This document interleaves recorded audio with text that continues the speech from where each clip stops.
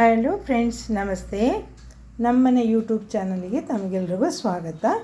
ನಾನಿವತ್ತು ಕೆಂಪು ಹರವೆ ಸೊಪ್ಪಿನ ಪಲ್ಯ ಮಾಡಬೇಕು ಅಂತಿದ್ದೀನಿ. ನಾನು 3 ಕಟ್ಟು ಸೊಪ್ಪು ತಗೊಂಡಿದ್ದೇನೆ. ಇದು ಊರಲ್ಲೇ ಮಾಡಿದಂಥ ಸೊಪ್ಪು. ನಾವು ಹೊರಗಡೆಯಿಂದ ತಂದನ್ನು ಮಾಡಿದ್ದಲ್ಲ, ನನಗೆ ಅಕ್ಕ ಕೊಟ್ಟು ಕಳಿಸಿದ್ಲು. ಇದರಲ್ಲಿ 3 ಕಟ್ಟು ಸೊಪ್ಪು ಇತ್ತು ನೋಡಿ. ಸ್ವಲ್ಪ ಗಿಡವನ್ನು ಇಟ್ಟಿದ್ದೇನೆ ಇದು ನೆಡುವ ಅಂತ. ಹಾಗೆ ಎಲ್ಲ ಕ್ಲೀನ್ ಮಾಡಿ ನೋಡಿ, ಬೇರುಗಳನ್ನೆಲ್ಲ ಕಟ್ ಮಾಡಿ, ಬೇರು ಕೂಡ ಅಷ್ಟು ಎಳೆದಾಗಿದೆ. ಎಲ್ಲ ತೊಳೆದು ಹೀಗೆ ಕಟ್ ಮಾಡಿ ಎಲೆಗಳನ್ನ ಬಿಡಿಸಿಟ್ಕೊಂಡಿದ್ದೇನೆ. ಈಗ ನಾನು ಮೊದಲಿಗೆ ಎಲೆಯನ್ನು ಕಟ್ ಮಾಡಿಕೊಳ್ತೇನೆ. ಈಗ ನಾನು ಹರವೆಯನ್ನು ಸಣ್ಣದಾಗಿ ಕಟ್ ಮಾಡಿಕೊಂಡಿದ್ದೇನೆ ನೋಡಿ, ಇಷ್ಟಾಗಿದೆ. ಹಾಗೆ ಒಗ್ಗರಣೆಗೆ ಒಂದು ದೊಡ್ಡ ಈರುಳ್ಳಿ, 5 ಕಾಯಿ ಮೆಣಸು, ಹಾಗೆ ಸ್ವಲ್ಪ ಬೆಳ್ಳುಳ್ಳಿಯನ್ನು ಜಜ್ಜಿಟ್ಕೊಂಡಿದ್ದೇನೆ. ಈಗ ಸ್ಟವ್ ಹಚ್ಕೊಂಡು ಒಂದು ಬಾಣಲೆಯನ್ನು ಸ್ಟವ್ ಮೇಲೆ ಇಟ್ಕೊಳ್ತೇನೆ. ಇದಕ್ಕೆ ನಾನು ಕೊಬ್ಬರಿ ಎಣ್ಣೆಯನ್ನು ಯೂಸ್ ಮಾಡ್ತಾಯಿದ್ದೇನೆ ಒಗ್ಗರಣೆಗೆ.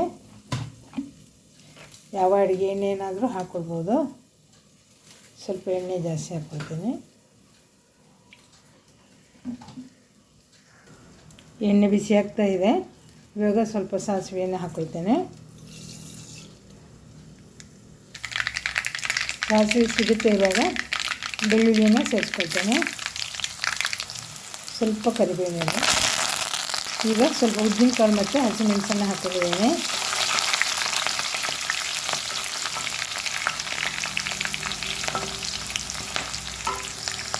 ಈರುಳ್ಳಿಯನ್ನು ಹಾಕೊಂಡಿದ್ದೇನೆ. ಈರುಳ್ಳಿ ಚೆನ್ನಾಗಿ ಫ್ರೈ ಆಗಿದೆ. ಈಗ ಸ್ವಲ್ಪ ಅರಿಶಿಣವನ್ನು ಸೇರಿಸ್ಕೊಳ್ತೇನೆ ಒಗ್ಗರಣೆಗೆ.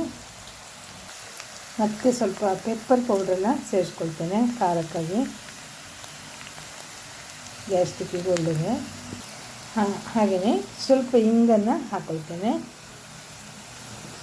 ಈಗ ಒಗ್ಗರಣೆ ರೆಡಿ ಆಯಿತು. ನಾನೀಗ ಕಟ್ ಮಾಡಿ ಇಟ್ಕೊಂಡಂಥ ಎಲೆಯನ್ನು ಒಗ್ಗರಣೆಗೆ ಸೇರಿಸ್ಕೊಳ್ತೇನೆ.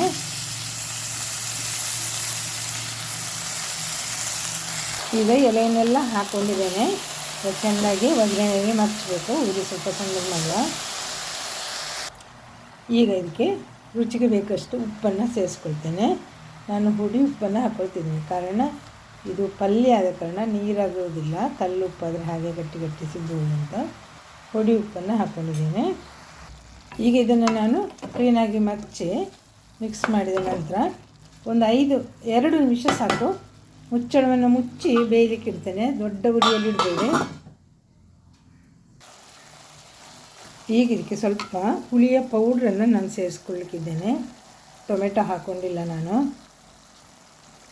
ಸ್ವಲ್ಪ ಹುಳಿ ಪೌಡ್ರನ್ನು ಹಾಕ್ಕೊಂಡೆ. ಈಗ ಎಲೆ ಎಲ್ಲ ಬೆಂದಿದೆ ಸೊಪ್ಪು.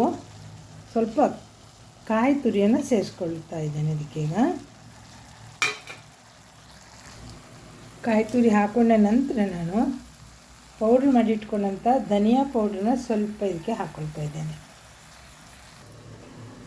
ಈಗ ಪಲ್ಯ ರೆಡಿಯಾಗಿದೆ. ಸ್ಟವನ್ನು ಆಫ್ ಮಾಡಿಕೊಳ್ಳುವ. ಫ್ರೆಂಡ್ಸ್, ಈಗ ಹರವೆ ಪಲ್ಯ ರೆಡಿಯಾಗಿದೆ. ನಾನು ಸರ್ವಿಂಗ್ ಬೌಲಿಗೆ ಹಾಕ್ಕೊಂಡಿದ್ದೀನಿ. ಇದನ್ನು ಯಾವುದೇ ತಿಂಡಿಯ ಜೊತೆಯೂ ತಗೋಬೋದು. ಹಾಗೆಯೇ ಬಿಸಿ ಬಿಸಿ ಕುಚ್ಚಲಕ್ಕಿ ಅನ್ನಕ್ಕೆ ಇದು ಸೂಪರಾದ ಒಂದು ಪಲ್ಯ ಆಗಿರ್ತದೆ. ನಾನು ಮಾಡಿರೋ ಈ ರೆಸಿಪಿ ನಿಮಗೆ ಇಷ್ಟ ಆಯಿತಾ? ಈ ಹರವೆ ಪಲ್ಯ ನಿಮಗೆ ಇಷ್ಟ ಆಯಿತು ಅಂದರೆ ಒಂದು ಲೈಕ್ ಮಾಡಿ, ಹಾಗೆ ಶೇರ್ ಮಾಡಿ, ಹಾಗೆ ಕಮೆಂಟ್ ಮಾಡಿ ಅಂತ ಹೇಳ್ತಾ, thank you watching for my videos. ಹಾಗೆ ನನ್ನ ಚಾನಲನ್ನು ಸಬ್ಸ್ಕ್ರೈಬ್ ಮಾಡಿಕೊಳ್ಳಿ.